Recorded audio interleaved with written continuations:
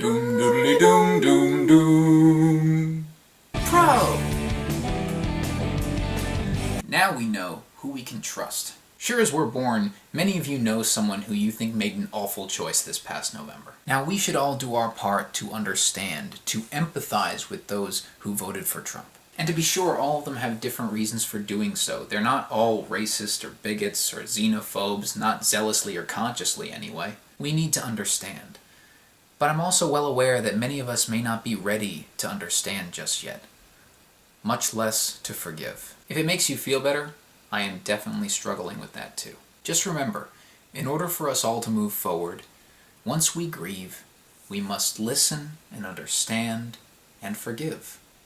But we never have to forget, nor should we. Once we understand everyone's reasons for making that choice, we can more accurately evaluate what kind of person they are. And some of them will emerge from this scrutiny with newfound status in your eyes, as someone you do not trust as much. Part of Trump's strategy was divisiveness, us versus them mentality, and a call for regression, playing on fears of chaos, loss of control, and change in general. Even though we all have those fears, now we know who had the courage to confront and constrain those fears, and who was consumed by them. Any Star Wars fans will recognize this language. It's what happens when someone literally turns to the dark side. We now know, in times of uncertainty and crisis, who will choose to stand at your back, and who will choose to stab you in it. Although this newfound knowledge is disheartening, disappointing, and sometimes shocking, knowledge is power. Use that newfound insight into the characters of those around you, and learn how to adapt to them. Because our ability to adapt to change is as much a part of the human condition as fearing change. And knowing that is one huge advantage that we have over those who made the unhealthy choice last year. Con. There is still a fundamental lack of information infrastructure in this country. Trump's victory is horrible for several reasons, but chief among them for me is that he has made social ignorance acceptable and intellectual ignorance popular. Let me be clear. He does not know what he's doing in terms of running a country. That was part of his appeal. He's relatable like that. He did know what he was doing in terms of manipulating the spread of misinformation and the violence associated with political discourse. And make no mistake, we will be suffering for that. But in the meantime, we're going to have a hard time doing better when our education system continues to fail so spectacularly at teaching us the skills to evaluate the credibility, integrity, and relevance of all kinds of information that are unfortunately equally easy to access. In addition, Trump's election has further distorted the concept of expertise. We just elected a deceptively failure-ridden and perhaps criminally embroiled businessman, instead of a seasoned policymaker who's made a few mistakes herself, whose costs were the result of the purview of the job. In addition to hiring all sorts of unqualified people, Trump himself claims to be an expert on everything from climate science to foreign policy. Just because he has a big mouth, a Twitter account, and a popular, relatable, uneducated ignorance. Information literacy, and an information infrastructure that promotes and increases literacy, is vital to having an informed electorate. And there's nothing more important to democracy than having an informed electorate. But unfortunately, we don't have any of that yet. By the way, this was the crucial flaw in Clinton's get-out-the-vote strategy. It promoted an engaged voter pool, but not necessarily an informed one. This is a serious problem, and even if it could be permanently fixed, it can't. This is one of those never-ending battle fighting off the demons kind of issues. It couldn't be fixed in 4 years, even with an amenable administration. Trump's is not. They just profited from it, disproportionate to all fairness and reason. So once again, we have a long way to go in terms of productive change for the better. Pro! Across the culture, especially since the election, I've seen so many people all across the political spectrum preaching their distrust of the media. Just look at Trump's recent survey. There are those who think that the media gave insufficient coverage to the tribes and protesters at Standing Rock. There are those who think that media outlets are conspiring to give the story more time than it deserves due to presumed liberal bias. Election pollsters on all channels had horribly inaccurate results due to statistical sampling issues of all kinds, catching the entire nation by surprise and frustrating the populace. By polluting the credibility of the only tool we had to predict the outcome of our nation's most important election. Donald Trump has persuaded his camp that the media all conspired against him to give airtime only to his most ridiculous moments, and to skew the results of public opinion polls and debate results, even going so far as to blame the old conspiratorial favorite, the global Jewish elite. Democrats are complaining that if the media hadn't been so capitalistically ratings-driven and sensationalist, Donald Trump, having no job-relevant qualifications for the presidency but plenty of foot and mouth disease, would never have gotten sufficient attention in order to sway and give voice to so many misinformed, ignorant, and socially violent people. Either way, there is great unrest surrounding the media from all sides. This is a multifaceted problem. The first relates to the internet being the Wild West, as mentioned earlier. No law, no moderation, no reason, no standards for factual truth. The second has more to do with the mainstream media, the 24-hour news networks, either on cable or on the internet. Though fewer and perhaps slightly less blatantly polarized than certain independent online outlets, they still reach a great many people, having once been considered legitimate and honest journalism. Networks like CNN and MSNBC are known for their seeming liberal bias. Fox originated as a check against that, but most reasonable people agree that they've gone way too far. If public climate is any indication, their day of reckoning is coming, for all of them. Therefore, I'd like to write them an open letter. Right now. Hello, news outlets of America. My name is Daniel, but you don't care, nor should you. Here's what you should care about. You are in deep trouble. Yes, all of you. You have fundamentally ruptured the trust of the American public. There are several reasons for this, but two stick out.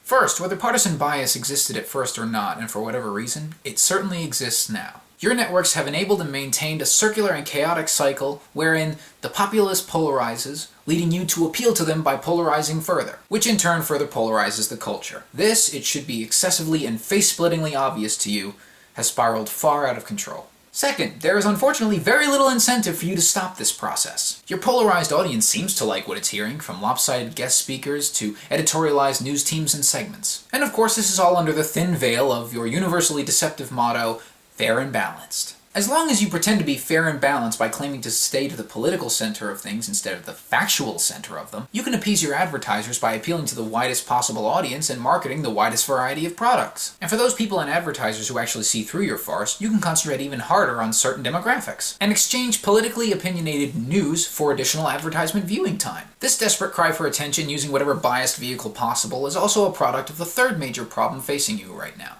the slow and painful death of your medium.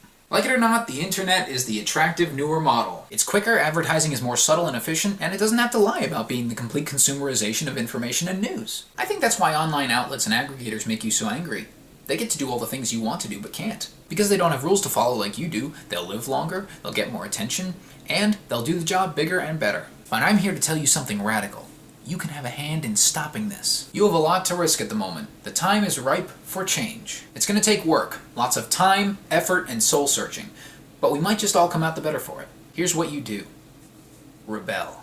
If you want your viewers back, you must publicly rebel against the model. You restock your news desk with fresh faces. You make public your business model. And you revamp it to display your dedication to honest news reporting, with clearly defined boundaries between information, opinion, and advertising. And then, you commit to it. You dig in your heels. The first backlash will come from your sponsors. They'll despise you for doing the right thing.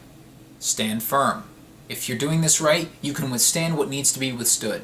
If you remake your business model before you replace all your journalists and administrators, it won't matter if your sponsors want them fired.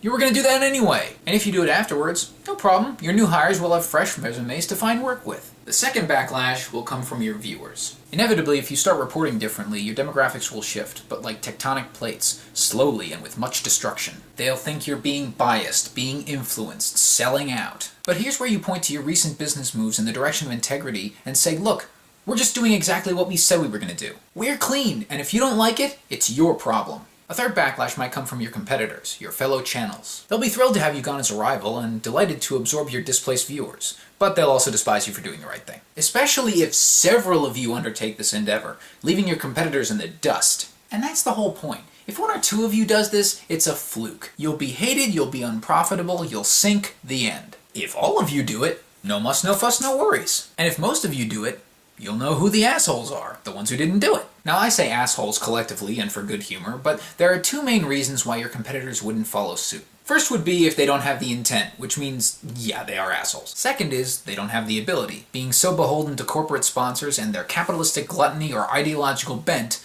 that their hands are tied. In that case, sing a dirge and let them die cursing your name. If they were that dedicated to sacrificing the truth for any other interest, they didn't deserve to be in the same business as you. The real business of news reporting. But if a majority of you make this decision together, it will be very hard to stop you. And the surge of unbiased information and citizen education will be well worth the risk. Now at this point you might be saying, but Daniel, if we all do this, our polarized viewerships will abandon us and go online to even more polarized and unregulated places, even less concerned with journalistic truth. Then nobody would win. To that I say, it's a real possibility. If that happens, you'll be able to say that you take the responsibility for leading that horse to water, but you wash your hands of the blame for making them drink. They made the decision to stay deluded, not you. And you even gave them a chance to become educated. But you can only wash your hands of this, Mr. Pilot, if you commit to this new business move. Also, it is possible that this paradigm shift may not cause as many rats to jump ship as you think. Why? Because online news aggregators still rely in large part on your news networks for the original stories. So if you purify your model, you purify their product, no matter who's distributing it. The worst of the radical political blogs who use your news stories for opinionated circle jerking and trolling don't have their own correspondence. They rely on what you put out.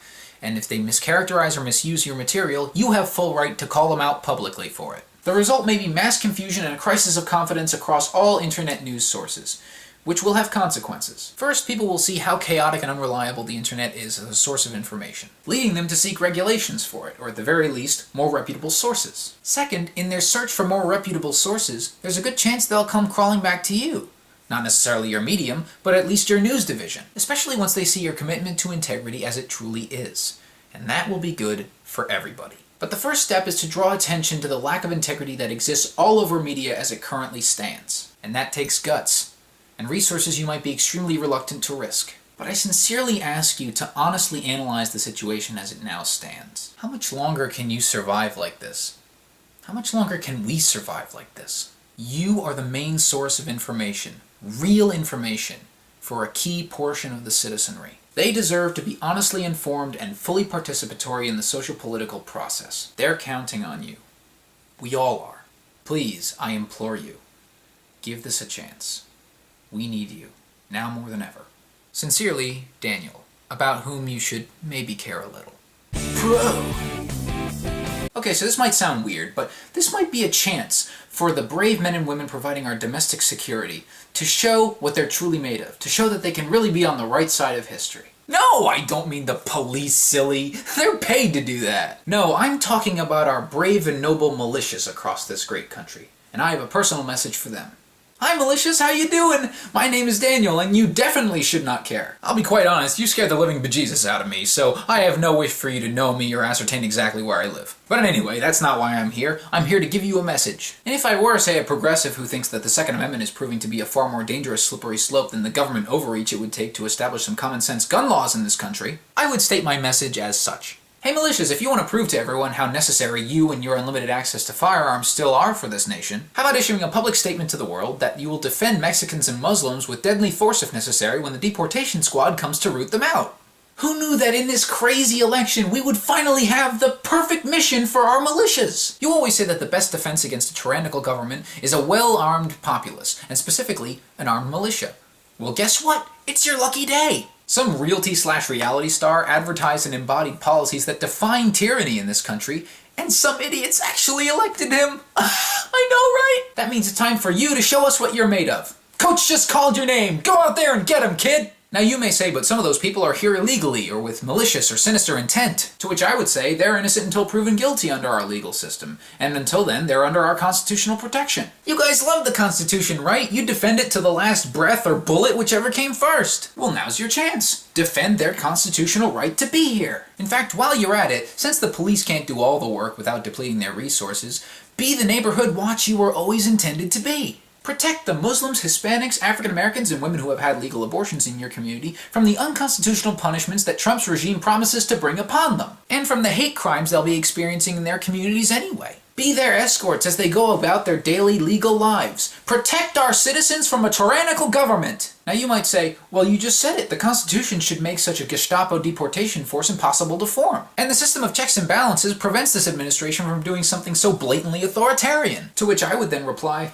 I know, right? Hey, I think so too. I didn't think that a person who backs such policies would be elected our president. But nowadays, I just don't allow myself to be that complacent anymore. And plus, even if this squad wasn't being formed at all, citizens with malicious intent often take matters into their own hands anyway. You know what that's like. You gotta be prepared for the worst. And you are. You were all prepared for the woman who you thought was a tyrant coming to take your guns. Now we have a tyrant who's coming to take our people. Don't let your guard down, guys. We're still in deep. So now the choice is yours. You get to make your grand public stand against tyranny and protect our citizens, against a government who promises to exercise undue power to end their livelihoods. You can finally do what you've been training for! Unless, of course, you're actually in favor of such measures. Unless, of course, the only constitutional right you were ever interested in defending with your guns was your right to own guns. Unless, of course, being an armed militaristic force of concerned citizens, you were shaping up to be Trump's new Gestapo. Or at the very least, helping him come to power with no intention of holding him accountable for his horrid, hyperbolic plans for certain individuals in this country. In which case, we will still benefit, because we will finally see you for who you really are. Like I said, the choice is yours. Best wishes, Daniel.